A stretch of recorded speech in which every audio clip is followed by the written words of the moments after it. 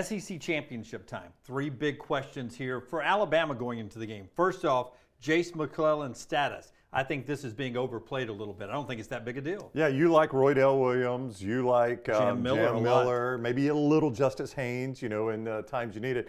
But Jase McClellan was first team for a reason, right? Right. I think you've got plenty of depth in that room, though, and that's your point, that even with McClellan out, it's not a huge drop-off. Yeah, I've been wanting to see more Jam anyway, right? So maybe we get to see more Jam on Saturday. You like him in pass protection especially. Oh, I think he's the best at picking up the blitzes. He's the most physical blocker of the bunch. And I love the way Roydell gets skinny and fit through holes a little smaller than Jase. He's a dog, but if he's not in there, I think Alabama's deep there. This is the big concern. If Bowers is healthy and he plays a lot, what does Bama's defense do? Well, I mean, that's the question everybody that's played Georgia has tried to answer, right?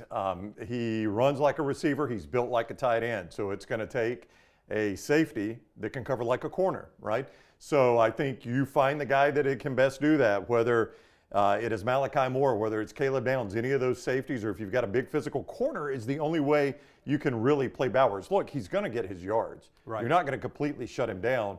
You've just got to shut him down in the key moments, a first down catch in the red zone, things like that, and you can't let him break away and make that big play, take a 5-6 yard completion and turn it into a touchdown. And yards after contact, that's what happened in the Auburn game where Bowers took over and won that game for Georgia down at Jordan-Hare Stadium when it looked like they were going to lose. So if Alabama's in it late or to stay in it late, who's going to be the playmakers? We've seen Germaine Burton a couple of times in big games, especially at Texas A&M, just be the focal point of the passing game. How big of a game is it for Jermaine Burton against the team he left? And he's never played that team. So you got to think it's a massive game for him, right? And that can work one of two ways. He's an emotional guy. I think we've seen that at Alabama. He can't let himself get dragged in and get a cheap 15-yard penalty or something like that. You know, I mean, I've been thinking Isaiah Bond has developed from just the deep guy that can get behind coverage into a really quality receiver. You saw that Saturday at Jordan-Hare Stadium. I think it could be him.